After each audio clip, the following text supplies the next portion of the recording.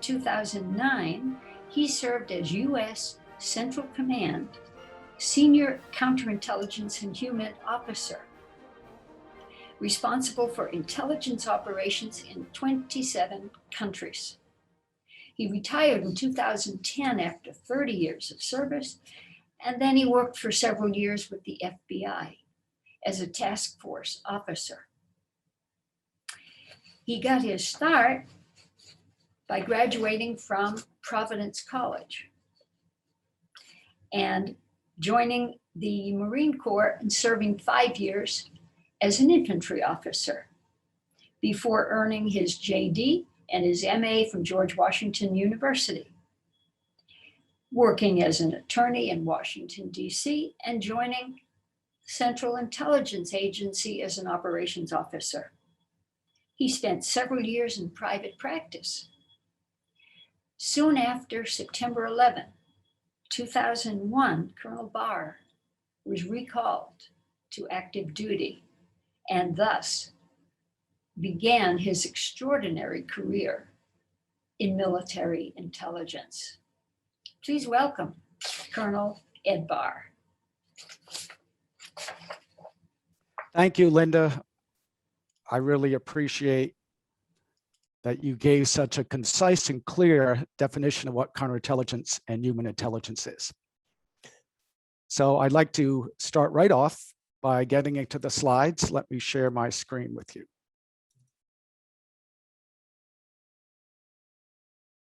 So when we're talking about counterintelligence and military intelligence, we're talking about spying. As Linda said, we're talking about spying and counter-spying.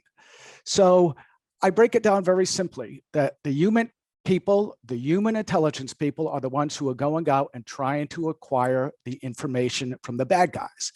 The counterintelligence people are the ones that are trying to prevent the bad guys from getting our information.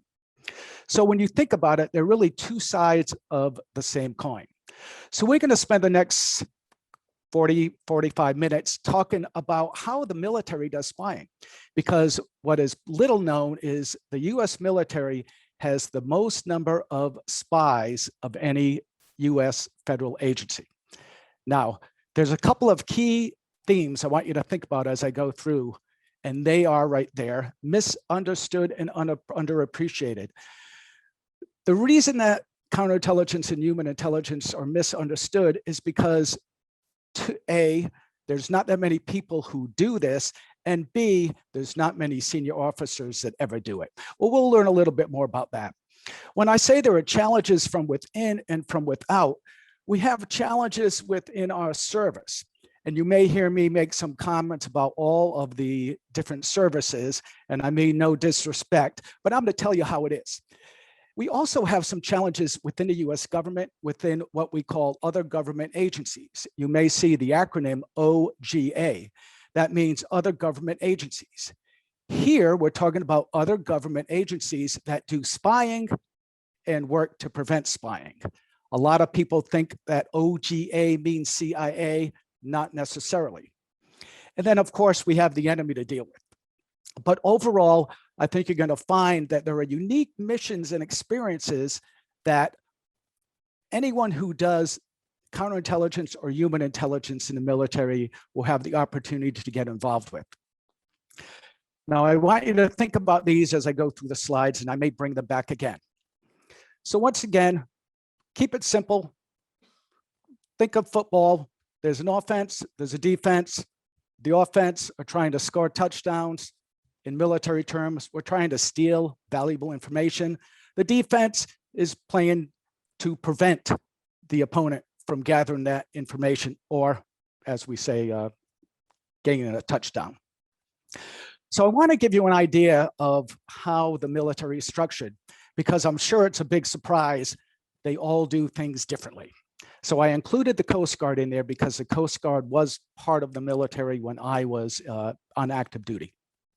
We start off with the Army, which is the largest service, and it actually is the largest service as far as counterintelligence and human intelligence personnel.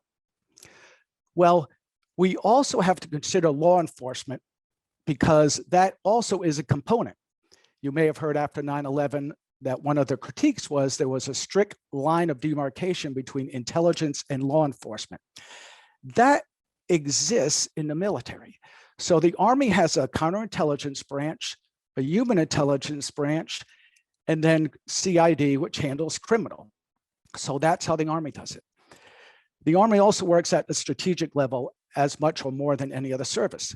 The Marine Corps, we actually combine CI and human. Very unusual, the only service that does that. And we give all of our law enforcement over to NCIS, so they handle that side of it. Of course, the Navy, everyone watched the show, they know what NCIS is. They handle law enforcement as well as counterintelligence. There is a Navy human element, but that is totally separate. The Air Force operates pretty much the same way. Instead of NCIS, they have Air Force Office of Special Investigations. So they also have OSI, Office of Special Investigations, handling counterintelligence and the law enforcement side. They also have a small HUMINT capability separate. And again, the Coast Guard I just mentioned because they did get involved in some operations. Most people don't realize that the Coast Guard is really in all kinds of places in the world today. So part of the problem, hopefully you saw when I talked about how there are different branches, there's different stovepipes. And what really was going on within the individual services is these people are not talking to themselves. Now, it was a little strange for me because remember, my career in intelligence really started in the CIA.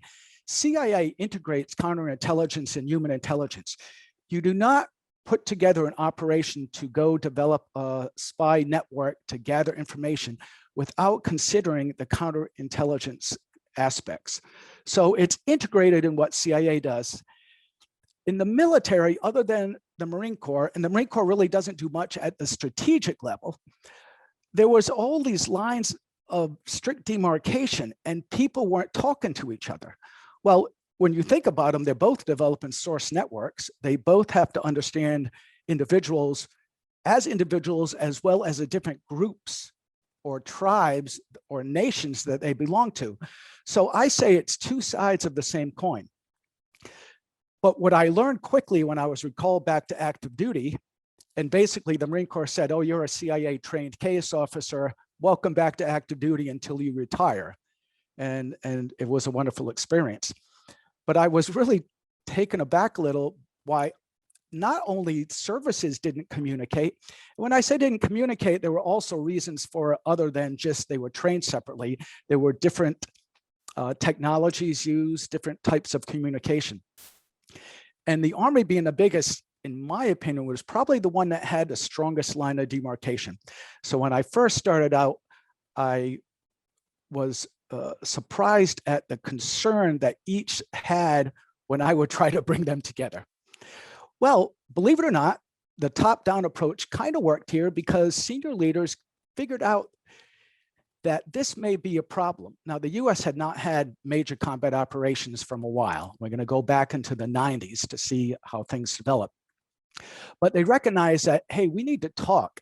And as everything was becoming joint, meaning all or more than one service working together, we had to really find ways to get both people to talk within the service and then intra-service. So what happened in the 90s? We had the peace dividend after the fall of the Berlin Wall and you know, peace was breaking out all over Eastern Europe. The US government as a whole started chopping the military. It really chopped into some of the meat. The Marine Corps lost a few tens of thousands of people in the active force, and they were looking for ways to cut throughout DOD. So DIA, the Defense Intelligence Agency, it handles all intelligence matters to mean all the technical means of gathering intelligence and all of the human people gathering intelligence. Where everything goes through DIA, or everything soon was about to go through DIA. So DIA is a strategic level organization. So they went to the services and they said, you know, we're trying to consolidate, we're trying to really be more cost effective. Why don't you services give us all of your human intelligence capability.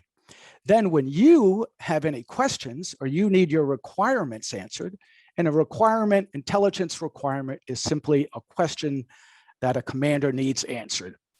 How many enemy tanks are over the hill? What kind of anti-aircraft weapons are in the area I'll be operating? Simple as that. There are national requirements and there are military requirements. So DIA said, why don't you give us your billets? And that means people and money. And when you need us to answer requirements, we'll do it for you with our strategic level HUMINT guys and gals. So that's what they did. So the Marine Corps really didn't have too many to worry about. The Navy, which had a really effective HUMINT capability, said, okay, DIA, here you go. Pretty much gave up most of their organic capability. The Air Force did the same thing. The Army gave some billets, but they said, well, let's wait a minute. You know, we're kind of the largest service. Let's hang on to some of our capability. And that's what happened. So the majority of HUMINT officers, HUMINT collectors, or offensive people went to DIA. So what could go wrong when inside the Beltway takes over the leadership of a major intel discipline? Well, we kind of saw what happened early on in the 90s. And you're going to see a lot of things that were overlapping. And the good thing is that the people up top were really taking a look at this. And they were saying, as we kept getting into more and more conflicts, that we really got to figure this out. We really got to figure it out. And that's when we came up with the J2X concept, but it really was a concept. It first kind of came into effect on the ground here in Somalia. So we came into Somalia and we had what's, again, those other government agencies. So we had not only the military who were operating there, but members of other US government departments. And the coordination was not the best. Now, the warlords came into play here. So again, it makes sense that the HUMINT and CI guys are taking a look at the human element, so they should know a little bit more about it. And we really didn't know more about it. So a lot of these countries, they have a so-called nation, but they're really a coalition of tribes. So here in Somalia, it was kind of interesting. There's an interesting story. You may remember the name General Aidid. He was a senior warlord. I think it was a Somali National Congress.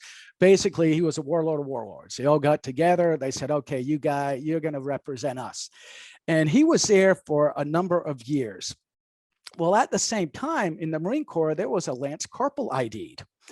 And Lance Corporal Aidid was a Somali speaker. We're going to learn a little bit more about the tribal nature of that part of the world. And Lance Corporal Aidid was one of the few, if not the only, Somali speaker in the Marine Corps at that time. So he was involved in things in that area of operation. Well, as happens with warlords, is his father was killed in '95, I believe. Lance Corporal Aidid left the Marine Corps, and in '96, he's the de facto president of Somalia. So it's like, it got me shaking my head back then. Wow, strange things happen in these places. And we really needed to learn more about the cultures we're dealing with, as well as the various tribes, the various clans. There's so much. It's really a lot more than I think the military expected. Now, the picture there on the right too is the little bird, which was unfortunately made famous in Black Hawk Down.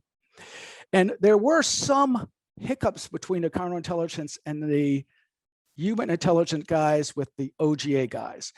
Not related, but I know, well, one Marine personally and one former agency colleague of mine who were wounded in Somalia. It wasn't due to some of this lack of communication, but it definitely played an effect, as we'll see, that the same problems of communicating within the military services and amongst the military services also takes effect amongst the services and other government agencies.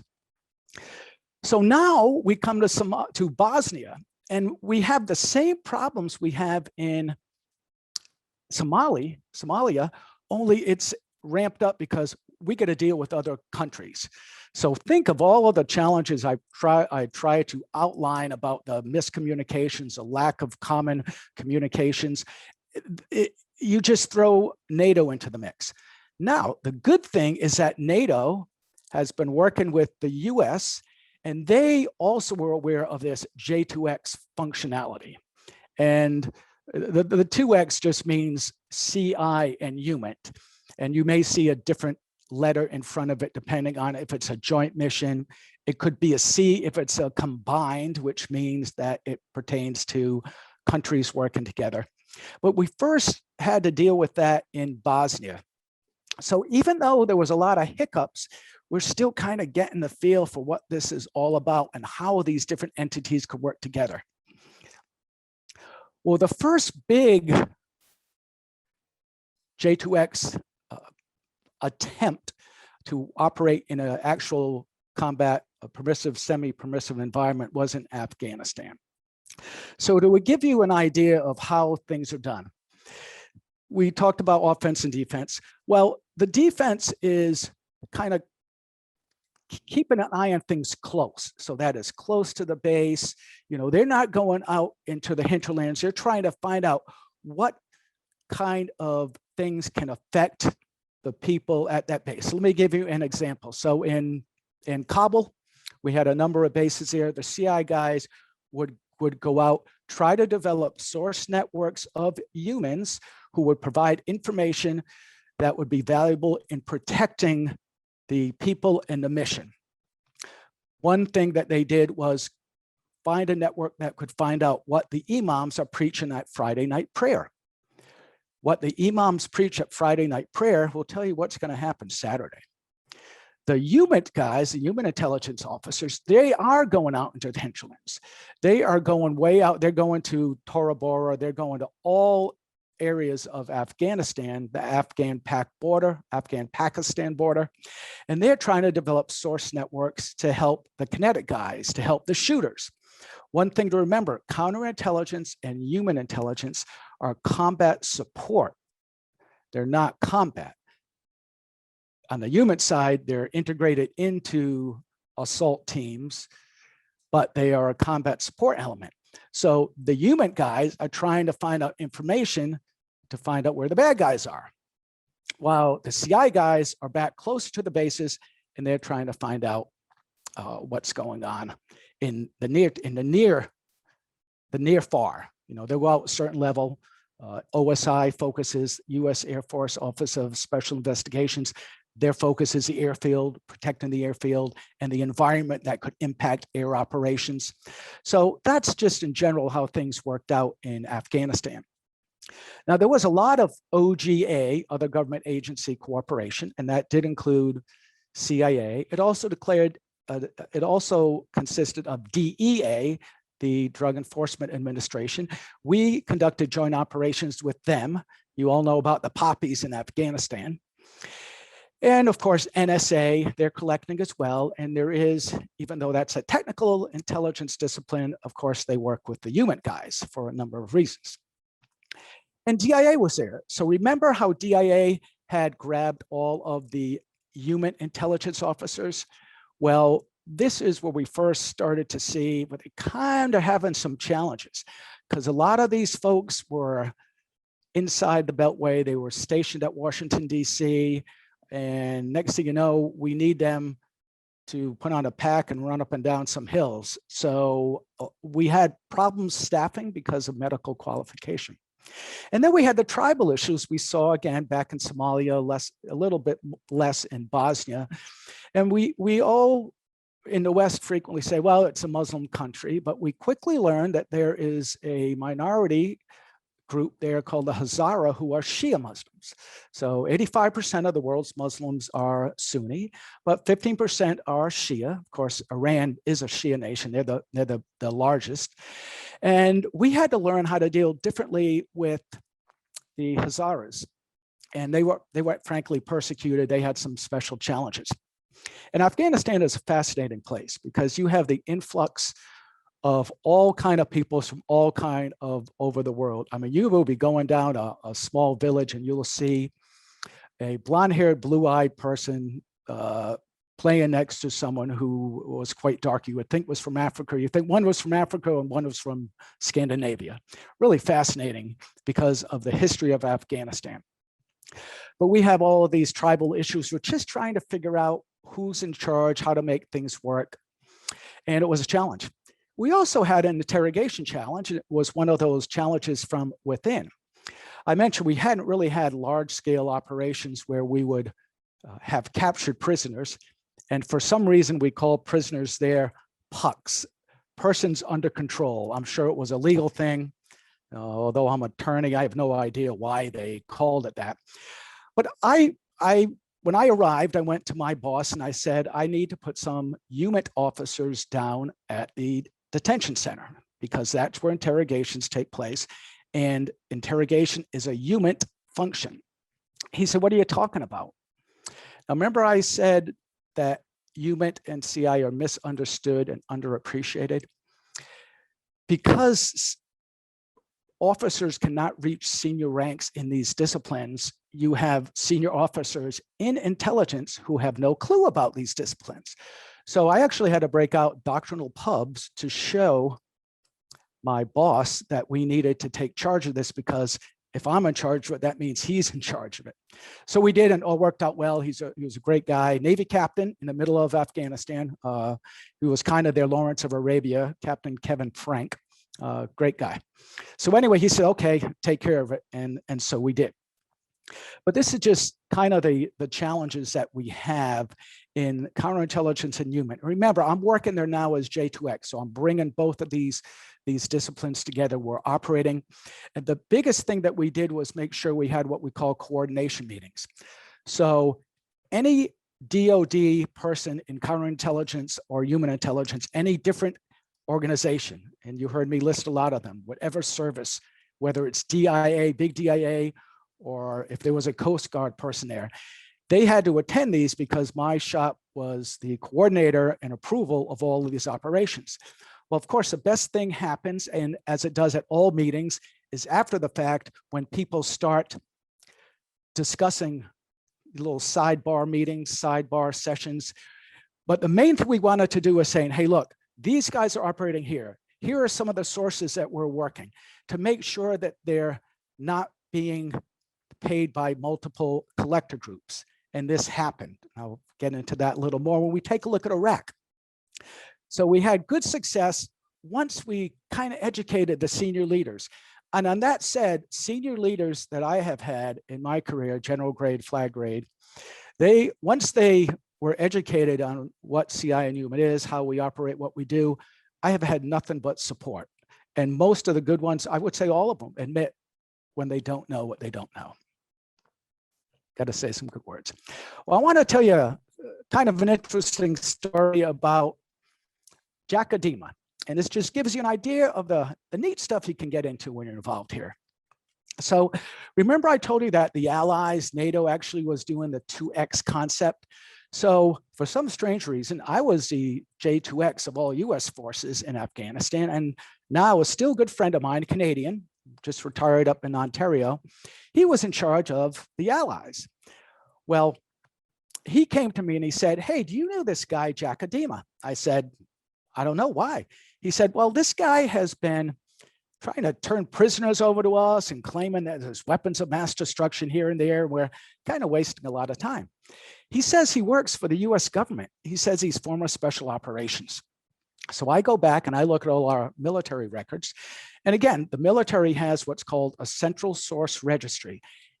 Any source in the US military, we can find out if anyone else is talking to them.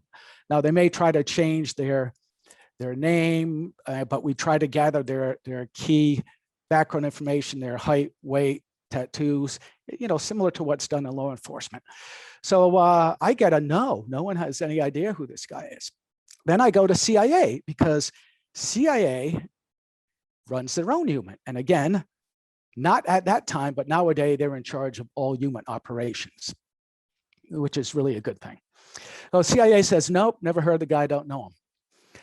Then my buddy comes back and he says, hey, this guy is shooting at us. So he basically got drunk and started shooting at the Norwegians.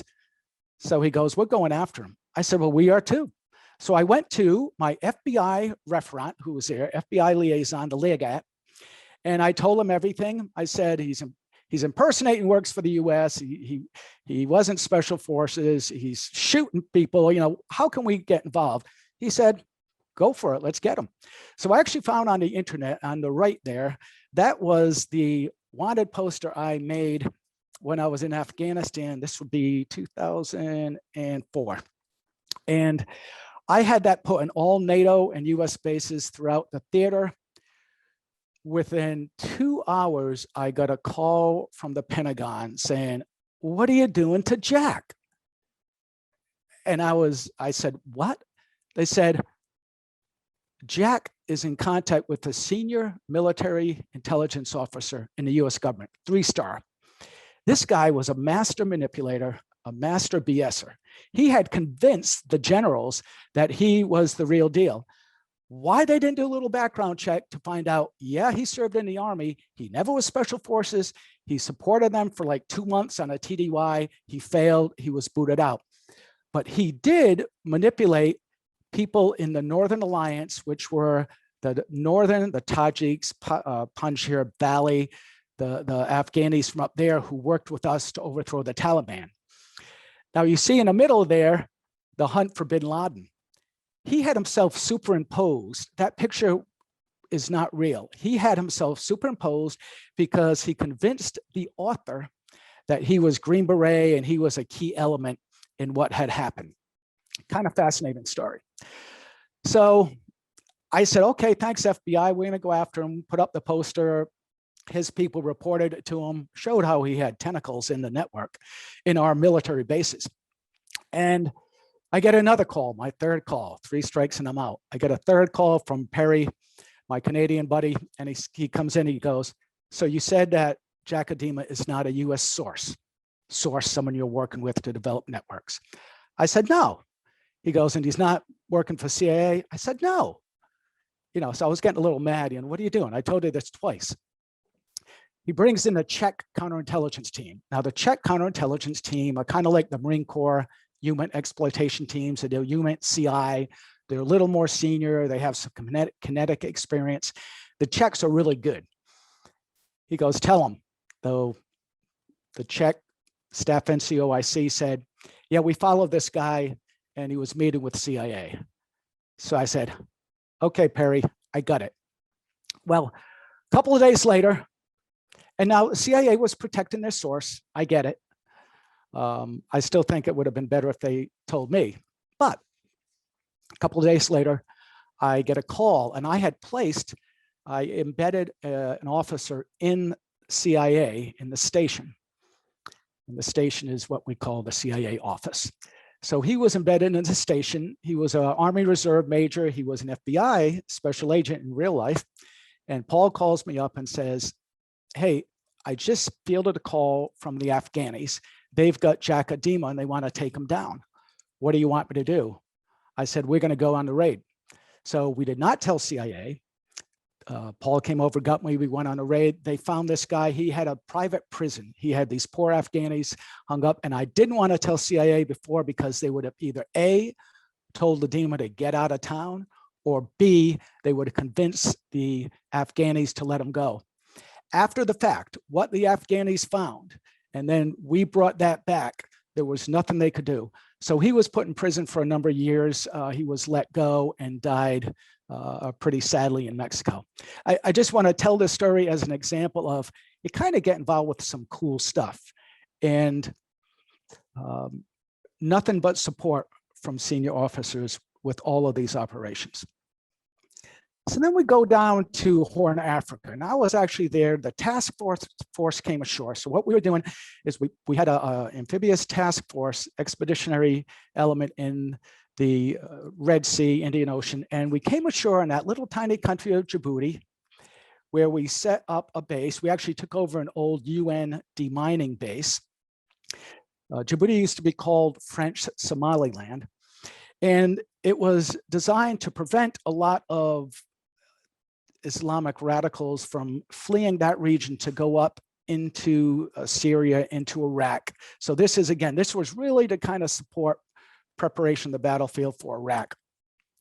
So now we got all these other different countries, and yeah, there's a number of kind of bad guys. We heard about about General ID and his gang, but they're mainly around the coast. And there's all kind of different peoples here, everywhere. It's just not one size fits all. And this was a poorly funded task force. And we had to come up with some creative strategies. So for example, there was a SEAL platoon operating there, and they needed some intel support. So I assigned 2 Marines from my Marine HUMINT exploitation team to the SEALs, so they would operate down there with them and give them support. Of course, they loved it because they could go running around doing all kind of fun stuff. And they were down in Kenya, and the head shed, the headquarters was up here, so they just loved it. Then we had Sudan. Sudan was a problem child, still kind of is, and they did not let in any Americans for quite a while. And we received the authorization to go in there. We flew in with a little plane. We just had 4 people. I remember we brought them a big pallet. We only could fit 1 pallet, it was a small aircraft, and we brought them all kind of food. And they were so thankful. I think half the embassy came out to welcome us. Well, there was a wonderful Army Colonel, Defense Attaché, Colonel Dennis Giddens. So after we paid our respects to the Sudanese military, we went back and we kind of lost our minders. But Colonel Giddens was a defense attaché. Defense attachés are HUMINT intelligence officers, but they're overt collectors. What they do, everyone knows if you're a defense attaché, you're collecting intelligence for your country.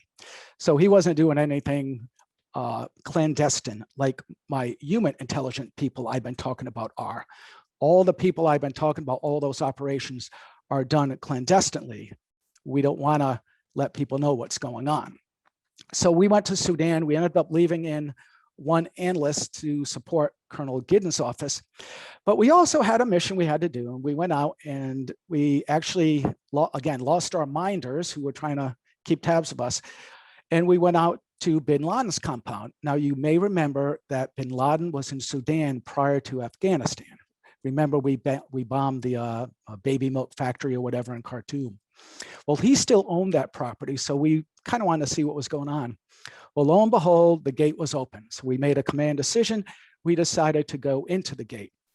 We decided to go into the compound.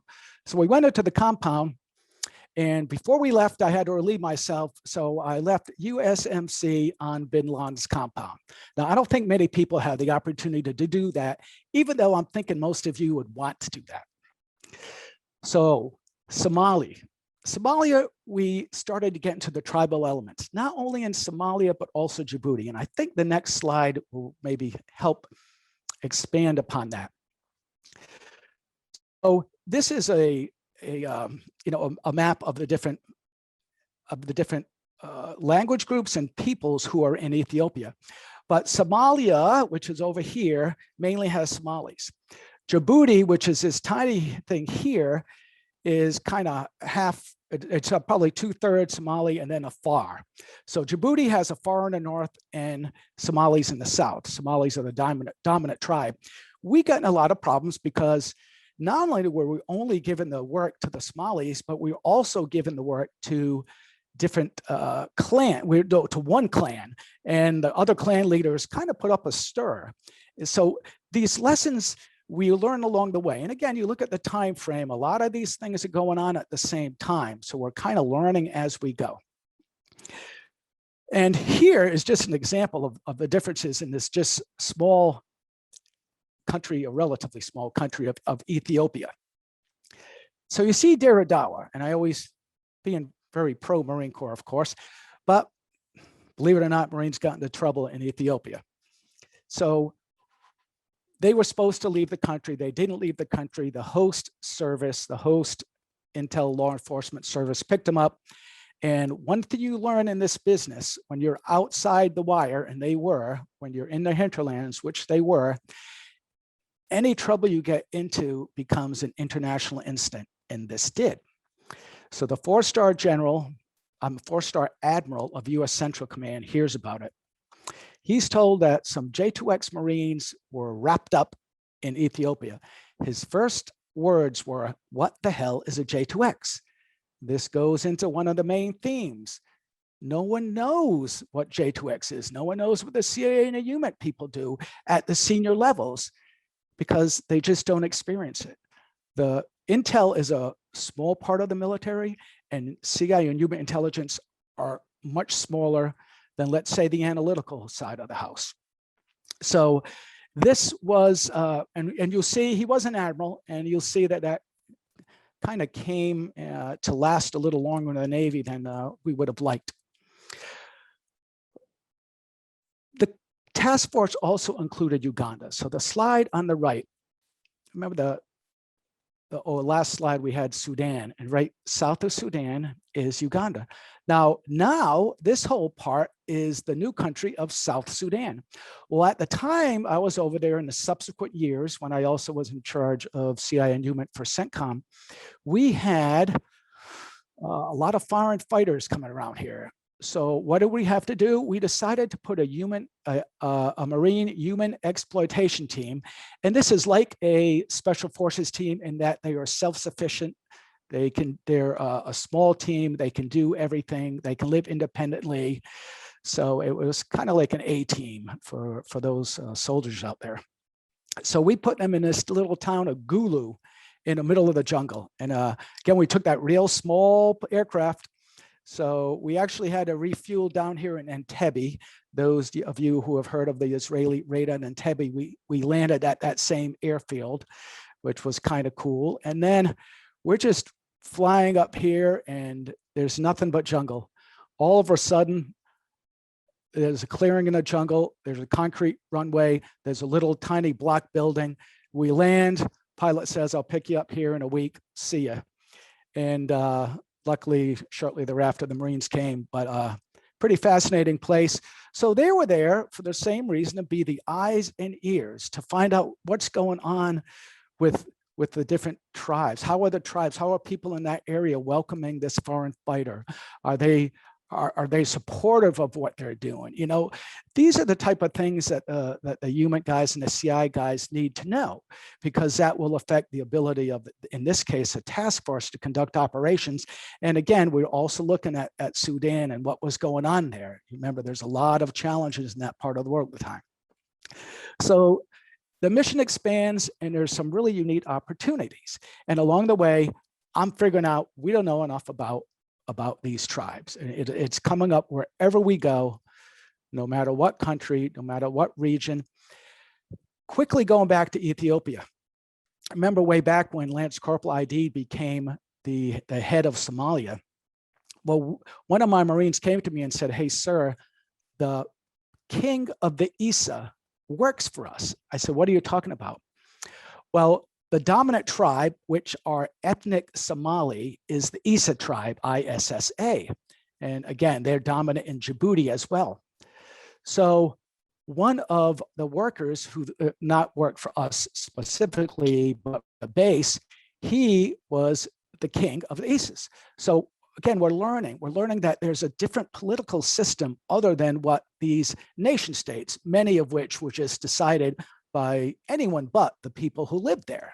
Just look at all of the different tribes and language groups in Ethiopia. So very interesting, but we're kind of learning.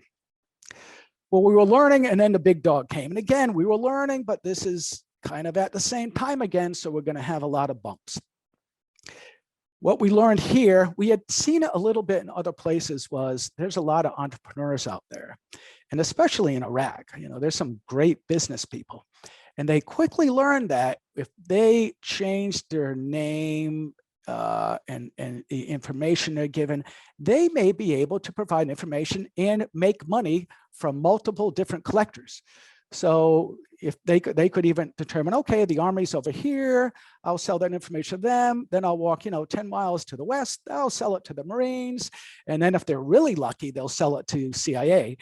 Everyone knows, all the bad guys know CIA pays the best. So you want to be a source, you want to sell information, disinformation, you want to go to CIA. Well, unfortunately, the desire to gain sources often lets people to what we call falling in love with your source. And that means you believe them without actually checking them out enough, without vetting the source. So we had instances where a couple of rival clans in this part, this is a Sunni part over here, they actually tricked US forces to bombing a caravan, claiming they were terrorists when they were just clan enemies. Now, I talked about how the differences, and we see the differences here in the different provinces, but Iraq is unique too, much more challenging than Afghanistan, where there was different types of Muslims, and real quick in Somalia, they were pretty much all Sunni. But here you have in the south, you have the Shiites. Over here and then out west, this is Sunni, and then you have the Kurds up here. So you have different religious elements, different ethnicities, and you have to learn how to deal with them. You have to learn, especially on the margins when you're near the boundary areas, it's kind of tough to tell who's who. So this is a real challenge.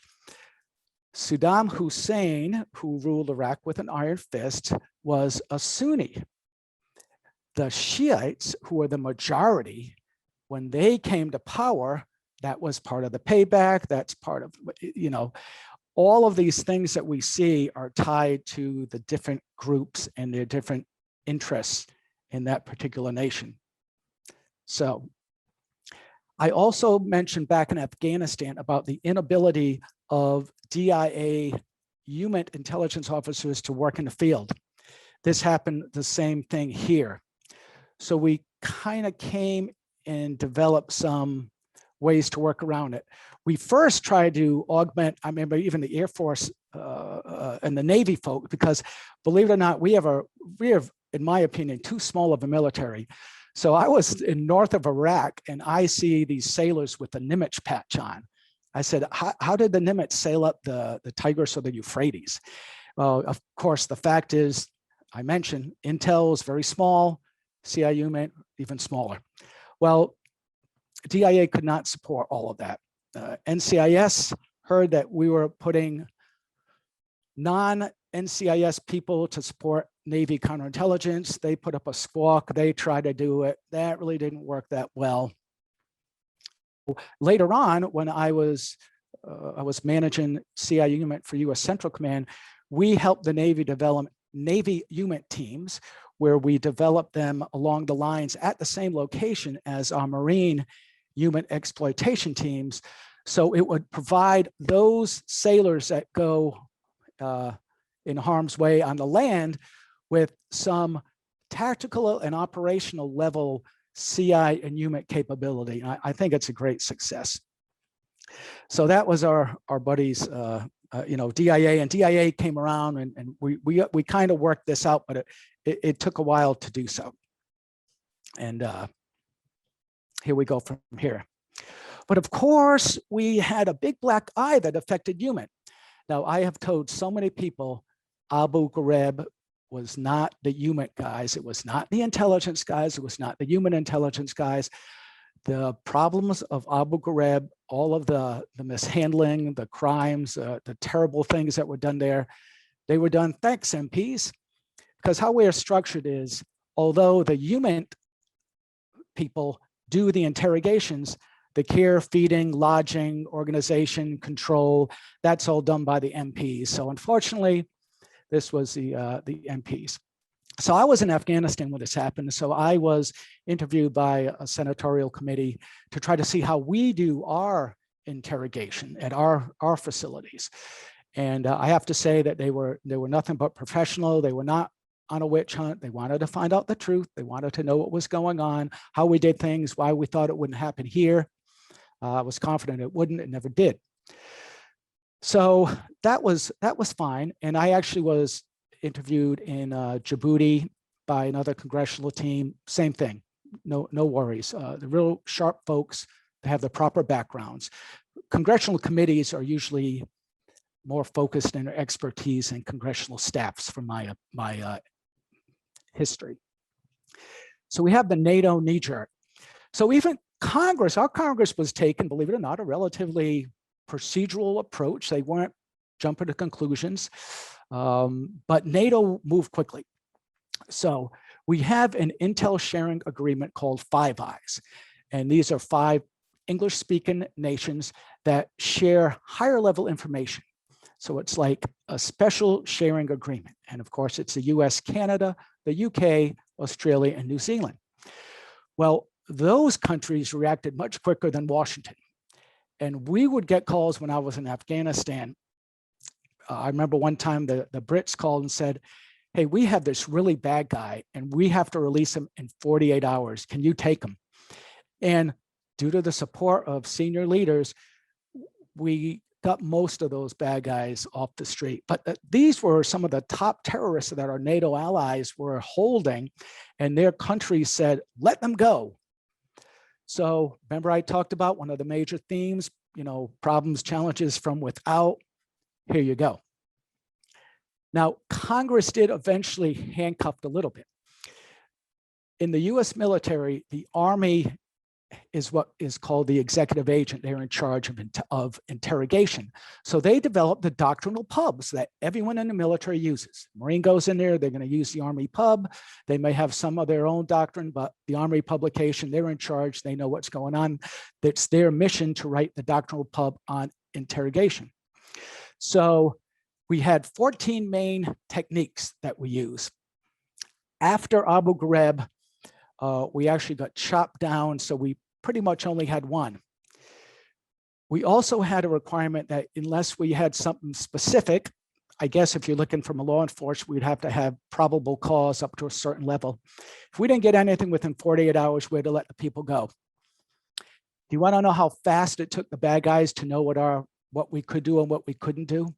So they would do their darndest to say nothing for 48 hours, and then we would have to let them go. So it really did handcuff that, and yes, some of those people did cause problems in the future. A good news story is a Jessica Lynch story. You probably remember that. They were kidnapped, her units. And this shows, again, how the CI UMINT guys work with the shooters. So her location was actually found out by a Marine human exploitation team source. They report back to the source. Remember, their combat support. They gave the information to the special operations guys, and then they went and got her. Just again, kind of the unseen things that you do. And as a quick aside, I still do, in addition to teaching at Northeastern, I do training for the intel community, and I train tier 1 guys too. And the SEALs being in the press so much is not a valued virtue. Let me just stop there. So what happened? Well, we, once again, similar to when we declared victory after the wall fell in the Cold War, and we cut a lot of our capability. We declared victory, we left Iraq. And then lo and behold, ISIS popped up, very capable, very, very large organization. It's like, oh, what are we going to do again? We got to start from scratch. We wanted to save money, even though UMINT is incredibly inexpensive. I could probably fund the whole military human intelligence enterprise for a couple of aircraft. But it takes time. So you have to develop source networks. You have to really get to know people and individuals. And we pretty much let a lot of our sources go. Now, we do some things where we can try to recontact them, but you just never know what's going to happen when you leave. You don't know if you can recontact them. You don't know if they want to be recontacted. You don't know how they feel about you. Hey, you guys cut me loose. What are you doing coming back now that you need me? Put us in a challenge. The good thing is we at least had a template. We had a template for how to build source networks. We had Afghanistan and to a greater extent Iraq, so we can really kind of figure it out. So I would say with the corporate memory, that was successful. So at this time I was transitioning. I was with the FBI, and then we had the 2 incidents that I'm going to touch on briefly. We had Manning and we had Snowden. So I actually literally opened the door in DC for the inquiry into the Manning case. And as bad as it was, and it was bad, it pales in comparison with what Snowden let go to the enemies. And I believe 100% that the Russians and the Chinese were the recipients, whether willingly or unwillingly, of all of the information. And part of the challenge was he did demonstrate there were some civil liberty indiscretions taken by members of the US intelligence community. I think that the director of national intelligence said that NSA was not collecting metadata on US citizens. They were. So it caused a lot of skepticism about his motives, but I can share, I would bet everything I have that the Russians and the Chinese have this information. Well, the information they have is voluminous. It contains everything from nuclear codes of nuclear attack submarines to clandestine communication networks to designs of future aircraft. It includes everything. And I saw some of the, I wasn't part of, but I worked with on the edges of some of these task forces that were looking into it, and it really shocked me. So we'll move on to that. So what's the good news story now? Well, the good news story is that CI and HUMINT really work well together now.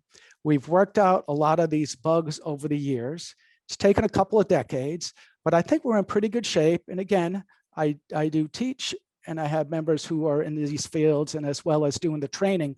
So I'm pretty confident we've gotten better and we continue to improve. Well, you have to understand the bureaucracies, and you have to really use the other government agencies and the allies, because at times they can give you really important elements of information that you may not think of. One element I received from my Canadian counterpart is to insert counterintelligence officers into cyber cells, those looking at network penetrations, anomalies. We found that someone with a counterintelligence background can provide far more insight than just a normal IT person. And then overall, really enjoy the experiences. I mean, even though you're operating in some pretty dangerous areas, I got to tell you, I was more scared before I went to places than once I got there, because once you're in a mission, once you're working with your colleagues, I mean, that's all that matters. You can, you figure out the lay of the land. We're talking about the benefits of what happened with the J2X structure in the military. At the national level, things have gotten better too. We have what's called the National Counterintelligence and Security Center, which brings together any US government element doing counterintelligence. And then on the clandestine side, you have the National Clandestine Service. It's located at CIA, but its deputy is always a military officer. So we've come a long way, and I really appreciate the opportunity to be here with you, and I look forward to any questions you may have. Thank you.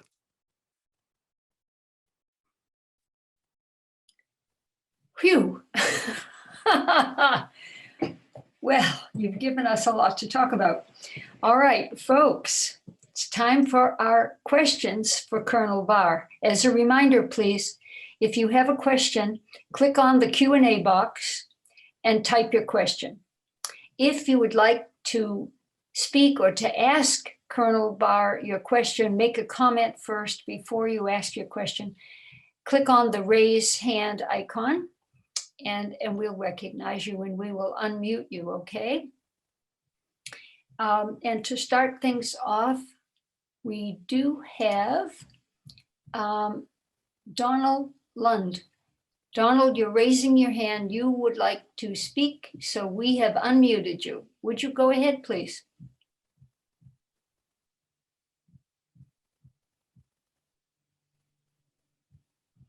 Go ahead, Donald. Wait a minute. We have to unmute you. I thought we had. Sorry. So I gave him permission to talk, Yeah. and now he has to unmute himself. Oh, you've got to unmute yourself, Donald. Am I unmuted? You're unmuted. Go for it.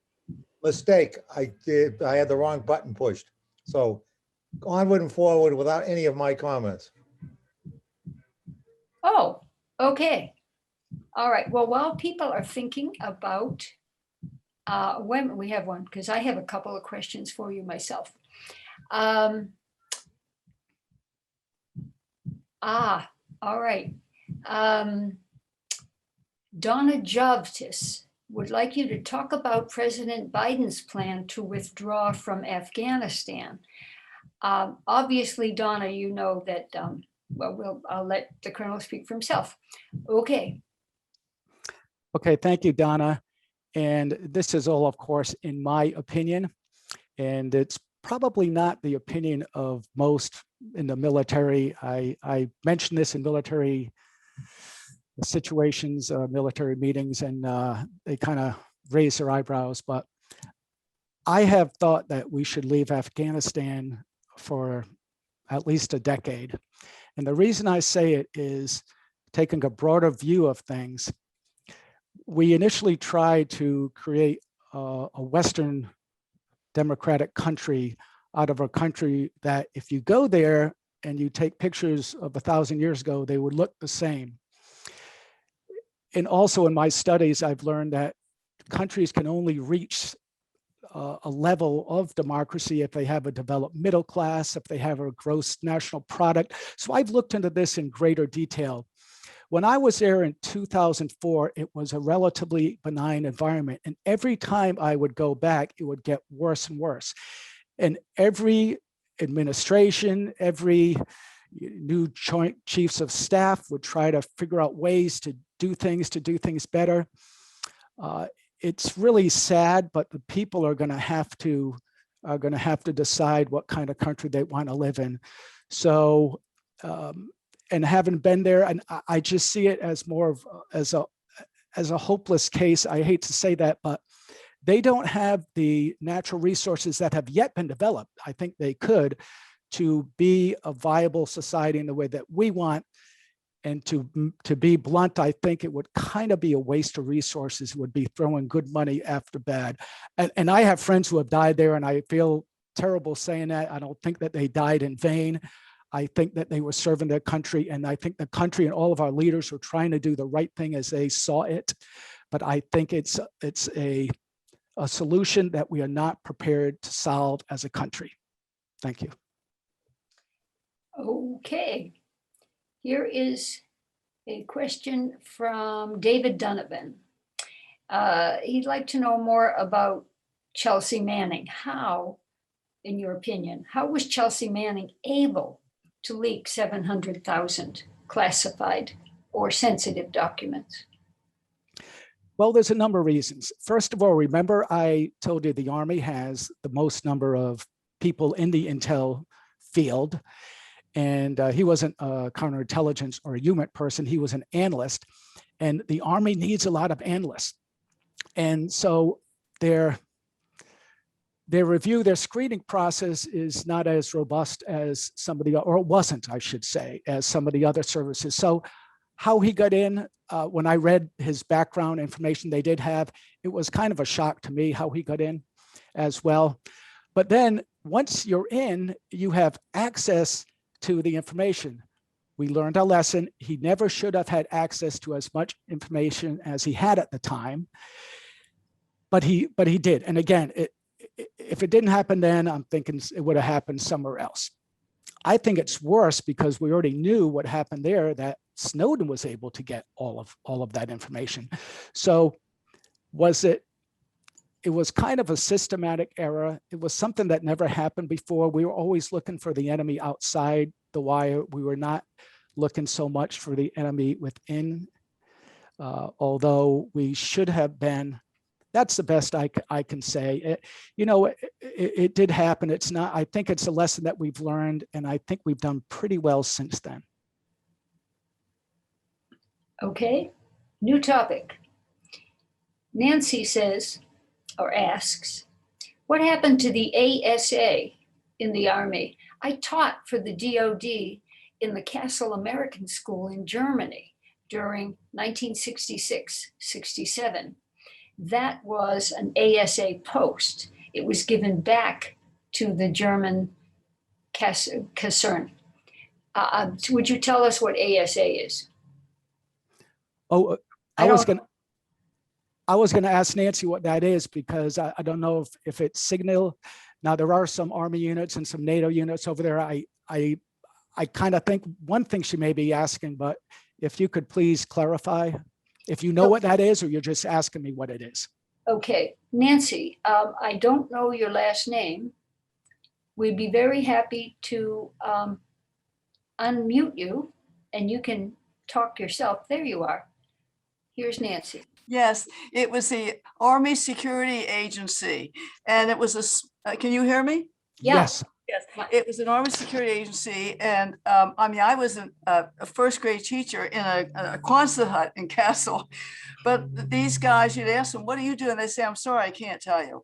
And you ask someone else, "I'm sorry, I can't tell you." And they were all in the ASA, Army Security Agency, and some of them were civilians. One guy was from MIT, someone else was from Harvard, and they were decoding, I learned later, messages in what they called the ice house in the airfield.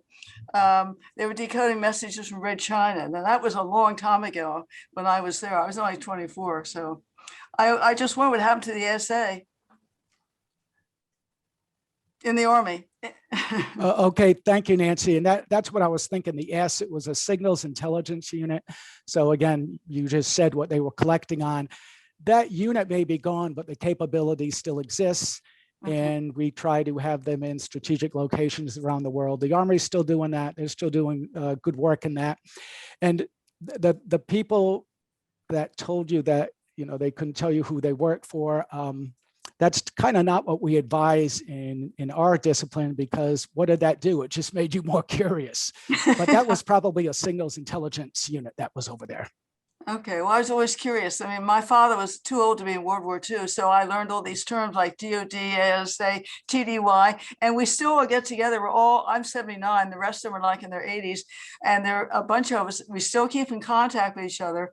And once we get together, we start this lingo again, and like my husband had no idea what they were talking about. So It always stays with you, doesn't it, Nancy? yes, it does. Yes.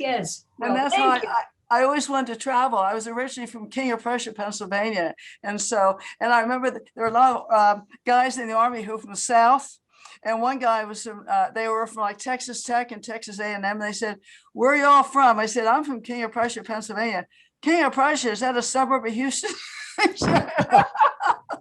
Oh my God. Anyway, thank you for answering. And I enjoyed your talk. I've always been interested in that ever since. So thank you very much. And thank you. Now, I think this next question is from Jim Ramsey. You said that HUMINT and CI are only a small part of the national intelligence budget. What are the other parts? And what is the approximate budget split between all others and HUMINT and CI? Okay, Jim, this is a ballpark figure. I think you can probably find a lot of it. Unfortunately, more is, oh, maybe not. Overall, and let's say the intelligence aspect of a particular service, the Marine Corps has the smallest, intel is the smallest percentage. It's only about 2%. The other services are not much more. Within intel, the majority are analysts in any service. CI and HUMINT would probably make up about 10%, maybe 15% in the Army. But I'm gonna, yeah, I think that's probably about right. So I mentioned in one of the big themes that it's misunderstood and underappreciated. The problem is in any service, if you're a CI, counterintelligence officer, the senior rank you're probably gonna ever get to is lieutenant colonel.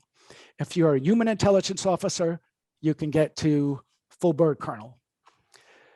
There's only one service that would ever have a general, and that would be the Army, and that's not even all the time.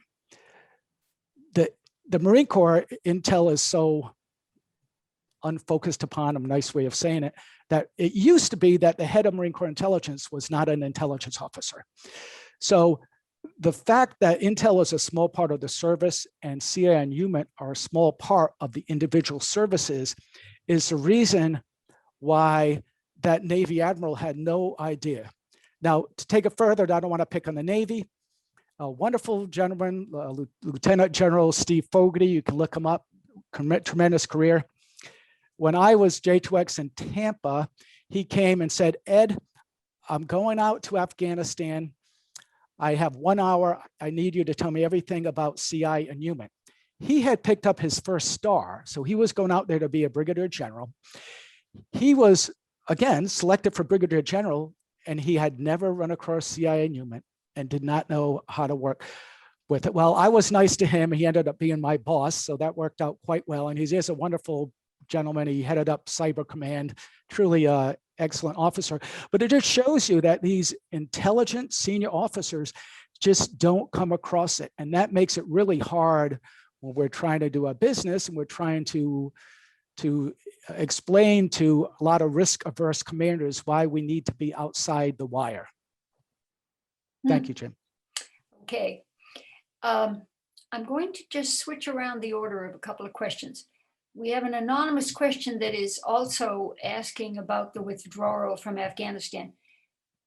With his permission, we're gonna get to it, but I'm gonna hold that until later, just because we have a couple of very specific questions that have to do with your presentation. I want to make sure we get to them. So we've got a couple of questions about China, and they're very topical.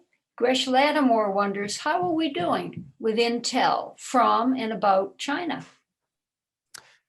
We are not doing as well as we need to.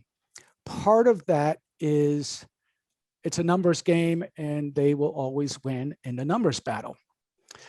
Let me give you for example. For example, and I left FBI Tampa Division in 2015, but at that time, the Bureau as a whole, and it's not on China, but just to give you an idea, the Bureau had counter-terrorist operations focused on members of 80% of the mosques in the US.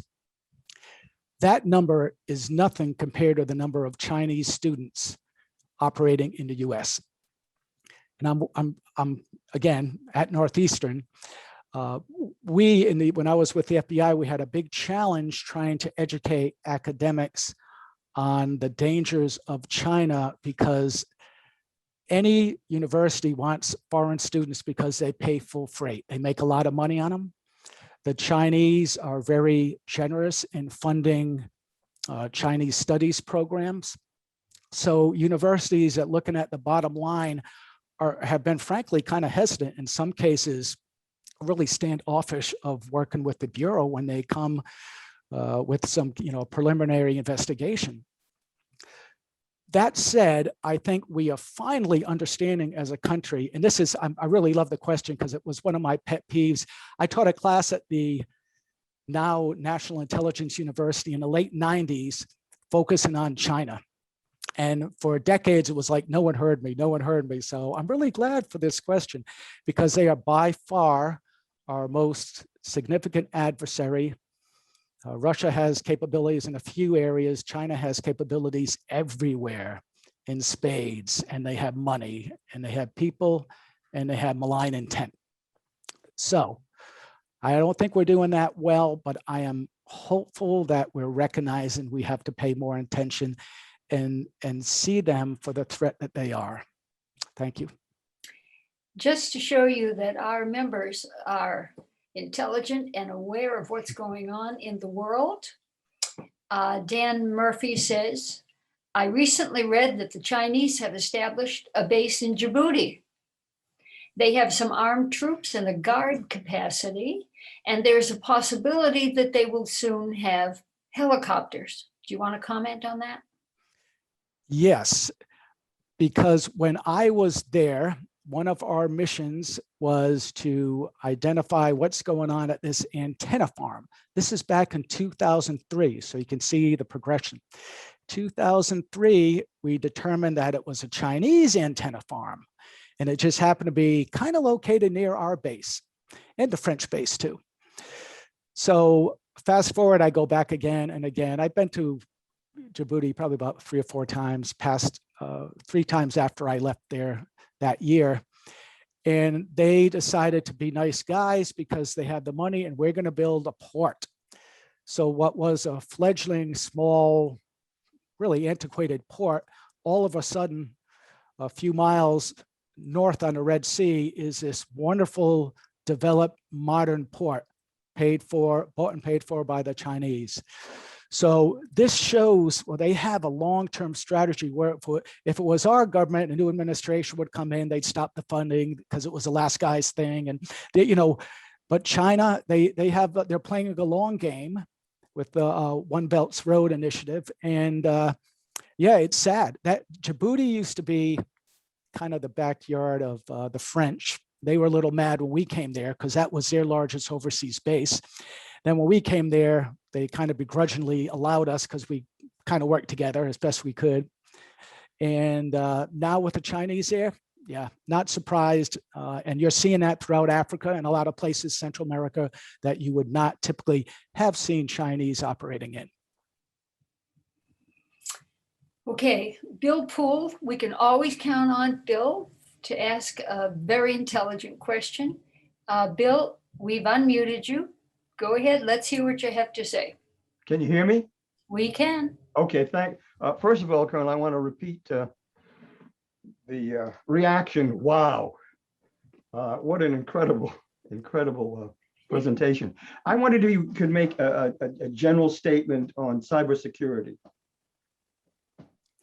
Okay, great. And first of all, Bill, I want to tell you and all the listeners that you know more than, I would say, 95% at least of US military personnel about CI and HUMINT. So you guys can go and be proud that you know more than, I guarantee you go to Hanscom and you talk to people and they won't have a clue about what you're talking about. But maybe that's good.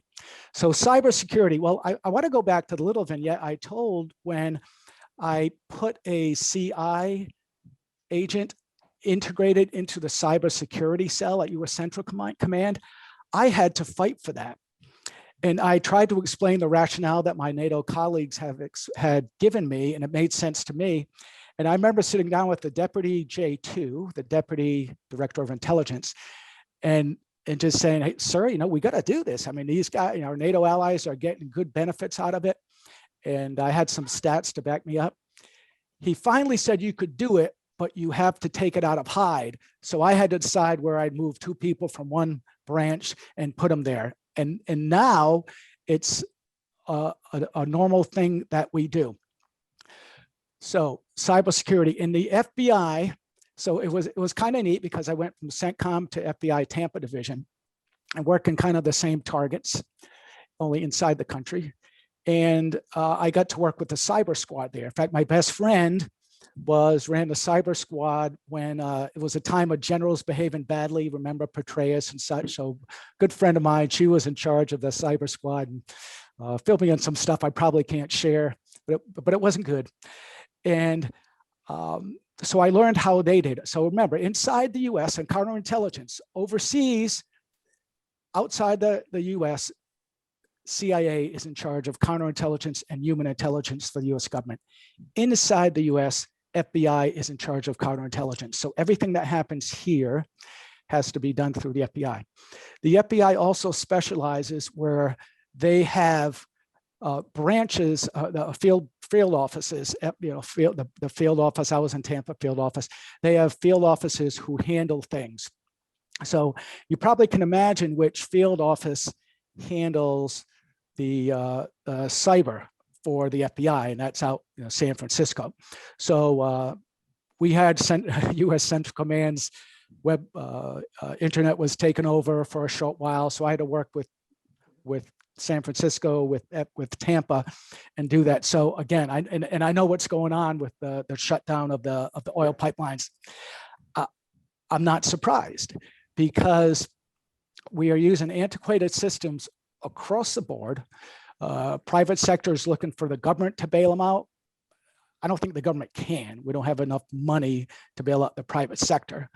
But it all goes back to, I think, some over-concern in the bottom line. We can see what happens when you ignore that. I don't know the details of this most recent breach, but what I don't know, and this kind of came up based on your question, so I appreciate it, is are the private sector people employing counterintelligence personnel to combat or integrate them into their cyber cells?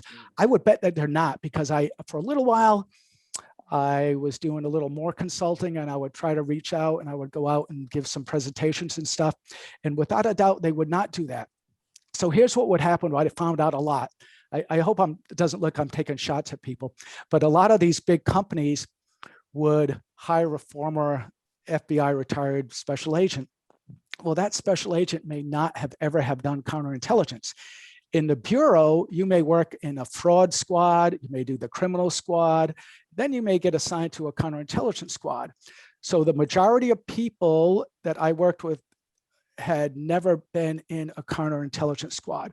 Now, it was a wonderful relationship because they recognized my background, and I was able to facilitate connections with U.S. Central Command and U.S. Special Operations Command.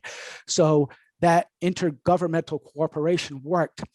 But the private sector, it's just like when someone sees someone, oh, you're in the military. Well, that means a lot of different things. Each one of you listening have a unique service you're in, a unique background, unique training. Same thing with a retired FBI agent or a retired CIA person. Were they a case officer? Even if they were a case officer, an operations officer, they may not have had any background in counterintelligence. So a long answer, but that's my 2 cents, Bill.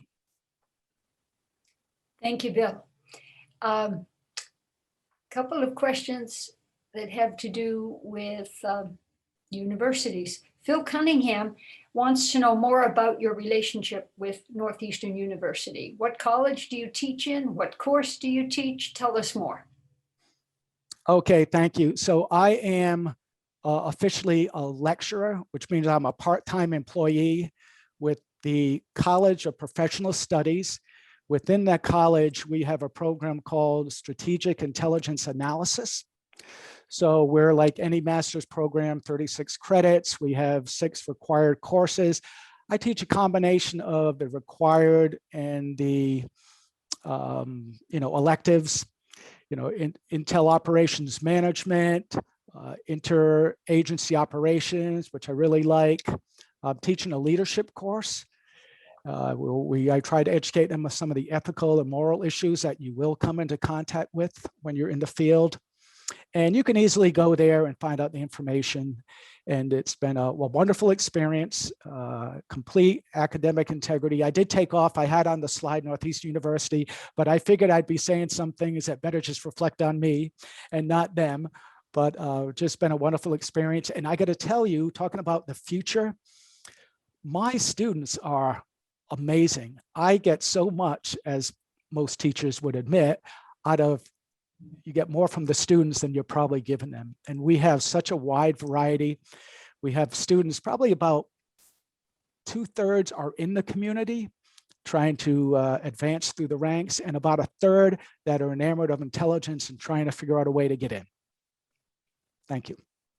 Talking about today's youth who are interested in intelligence and trying to find a way to get in, Dan Murphy just wants to report that his oldest grandson graduated 2 years ago from Stevens University with a major in cybersecurity. Awesome. So to your knowledge, are more and more universities offering majors in cybersecurity? Yes, because that's where the money is. And in fact, the Intel community in the near future, like a month or 2, is going to put out a major PR campaign to try to recruit cyber personnel. So tell your grandson.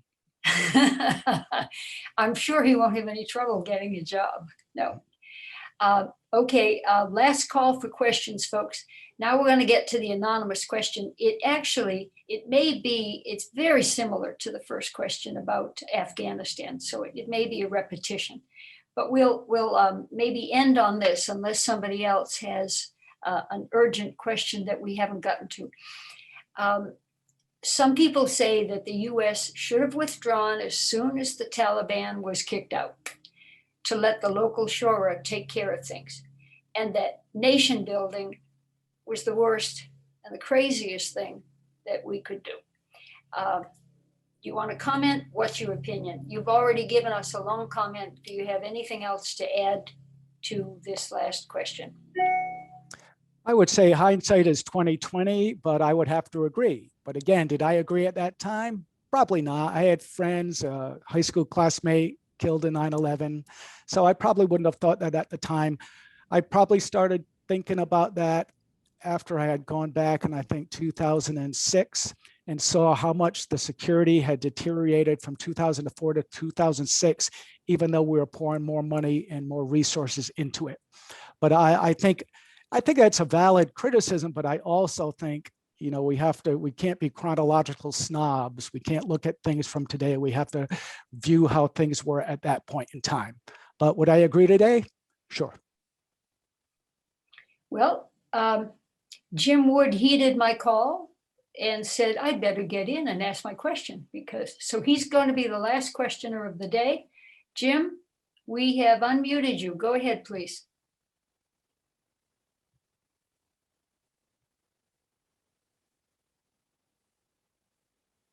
Go ahead, Jim. Maybe you have to unmute yourself. Yes, Jim, you have permission to talk. You just have to unmute now. Am I unmuted?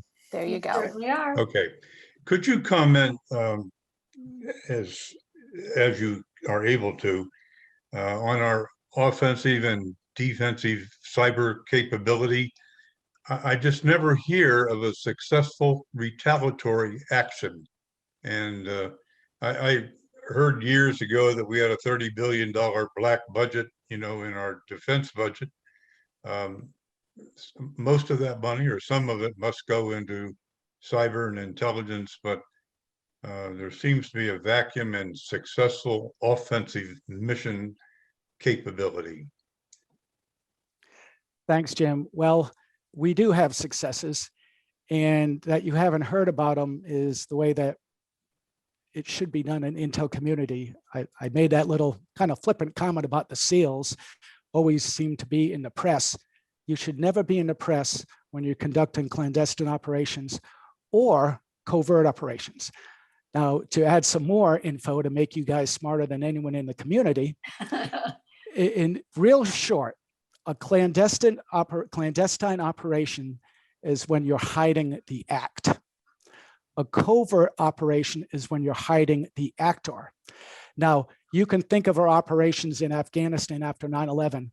It was supposed to be covert, but it really wasn't. Everyone knew the US was behind it. I mean, you know, eventually we made that known. But clandestine operations, we want things to happen, but we don't want the bad guys to hear about it. And if it's reported in the press, it's probably reported as, yeah, something that happened. I'll refer you to Stuxnet because that came out in the press, so that's something I'm not revealing. But there are some times where you may read about problems with shipping schedules or products or that don't seem to work quite properly. From now on, keep your antenna up and think, could that have been a US intelligence operation? If you never hear it in the press, that's good. So are we using that money? Yes. Do we have the capability? I mentioned NCIS, Naval Criminal Investigative Service. They actually have a great cyber capability, as does the Air Force Office of Special Investigations. I visited their sites and was pretty impressed with that. So we do have that capability, but if it's an offensive operation, if it's done right, we don't want people to hear about it because then it gives, we want to have that plausible deniability. So it's like, yeah, that ship blew up, but yeah, it looked like it was fumes that came together from fertilizer or whatever. So I have faith that we do have that capability, and it's a political decision whether we want to utilize it. Thank you. Well, and with that, I think that's a perfect time to end this fantastic session. Colonel Barr, we are just grateful that you spent the time with us because you're a unique person with a unique set of talents and capabilities. And we were delighted and honored that you spent the afternoon with us today. Thank you so much for a wonderful afternoon. It's just been great to have you with us. Thank you so much, Linda. It was my honor. God bless. And thank you to all for being your usual wonderful audience and making Colonel Barr feel so at home and just making it such a lovely afternoon. So this will conclude our presentation. We will see you again next month for another wonderful program. Thank you, everybody, and good day.